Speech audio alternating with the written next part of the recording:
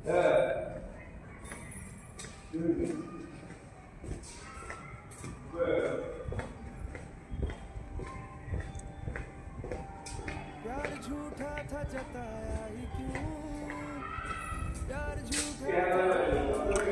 है प्रताप सिंह राजे, इनका राजवाड़ा, जहाँ पे ये स्कूल चालू हुआ था। आप देख सकते हो ये राजवाड़ा कैसा है। और यहाँ पर हे फोटो घ्या, 4 नंबरला नाव आहे बाबासाहेबांचं 4 नंबरला नाव आहे ना।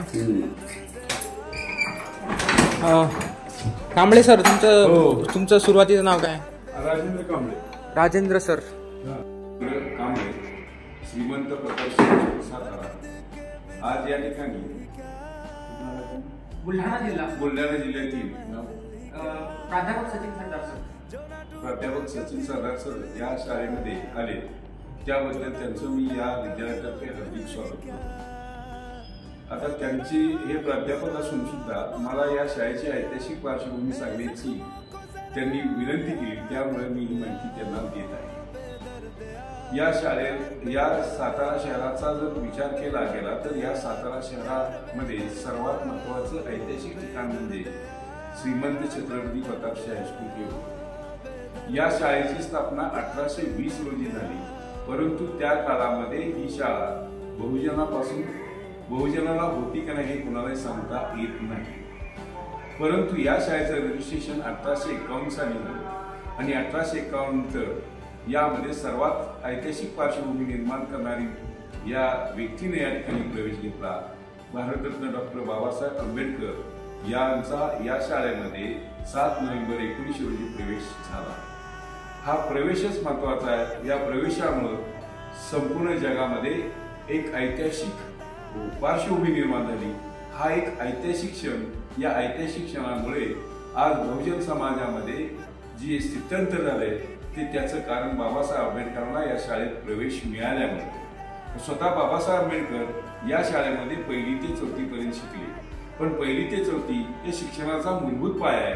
हा मूलभूत पाया या शाळेने घडवला की बाबासाहेबांनी ज्या वेळेला शिक्षण घेत होते त्यावेळेला सामाजिक दृष्टिकोन आणि शैक्षणिक दृष्टिकोन यांच्यातील त्यांच्यात विचारधारा ही एक संघ होती।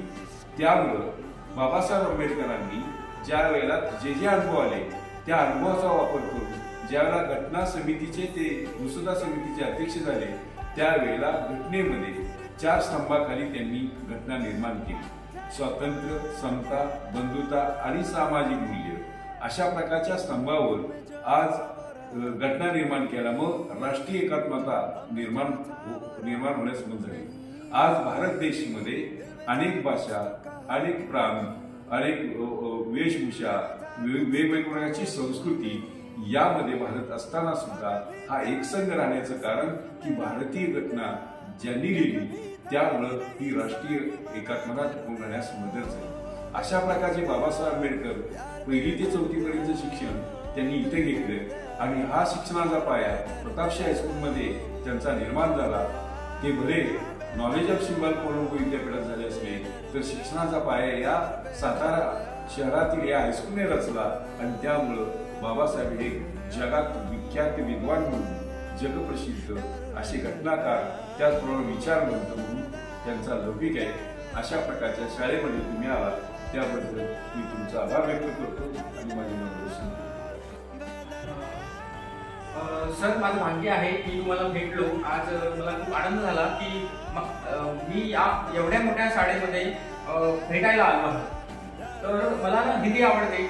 बघा सर, इथे जो इन्सिडेंट झाला होता इथे झाला होता का? म्हणजे वर्गाच्या बाहेर बसून शिकले बाबासाहेब असं हा इन्सिडेंट?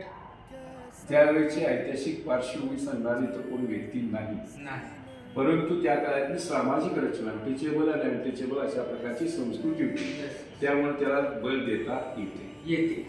धन्यवाद सर, खूप खूप धन्यवाद। तुम्ही मला खूप मार्गदर्शन केलं चांगल्या प्रकारे, त्याबद्दल तुमचे आभार मानतो। आणि महाराष्ट्रातल्या सर्व नागरिकांना हा व्हिडिओ केला पाहिजे त्याबद्दल मी हे करतो, प्रयत्न करतो सर।